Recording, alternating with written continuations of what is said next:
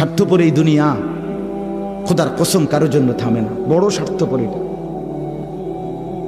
আগের গাড়ির 3 জন প্যাসেঞ্জারও যদি রক্তে ভাইসা যায়, মইরাও যায়, পিছনে জ্যাম বাজলে এরা শুনতেছে যে সামনের গাড়ি অ্যাক্সিডেন্ট করে 2 জন লোক মরে গেছে, এরা এরপরও চিল্লায় যে পুলিশ কই, রাস্তা ক্লিয়ার করে নাকা, মূল্যে মরছে না মূল্যটি সরাও।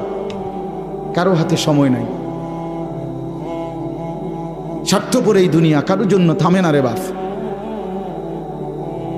হ্যাঁ, যেদিন বাপের জানাজা পড়ে, যেদিন বাপের লাশ কবরে দাফন করে, সেদিনও বংশধর সন্তান ছেলে মেয়ে ঘন্টাখানিক 2-4 ঘন্টা কাইন্দা কাটটা হইলো, রাতের বেলা ঠিকই ভাত খায়।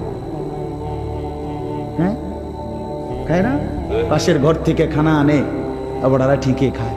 স্বার্থপর দুনিয়া যে, থামে না রে ভাই, থামে না দুনিয়া। ওই জন্য আমাদের কারোর জন্য থামবে না। তুমি আমি মরে গেলে শেষ। আবারও বলছি এই কথাটা, আমি মরে গেলে এরপরে পৃথিবী যত আধুনিকে হোক না কেন, আমার কি কথা বুঝছেননি? আমি মরার পরে যদি সবার ঘর স্বর্ণের বাড়ি হয়ে যায়, তো আমার লাভ হইল কি? আমার মৃত্যুর পরে যদি সব মানুষ আধুনিক হইয়া চাঁদের দেশেও জায়গা, আমার ফায়দা কি? আমি তো নাই, আমি তো মরে গেলাম। যে কবরে চলে গেল সে কি আর ফিরে আসবে? আল্লাহ আমাদেরকে বুঝ দান করেন।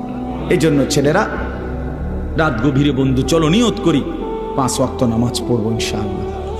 ভাইয়া নষ্ট হইও না, নষ্ট হইও না, চরিত্রহীন হইও না বাপ।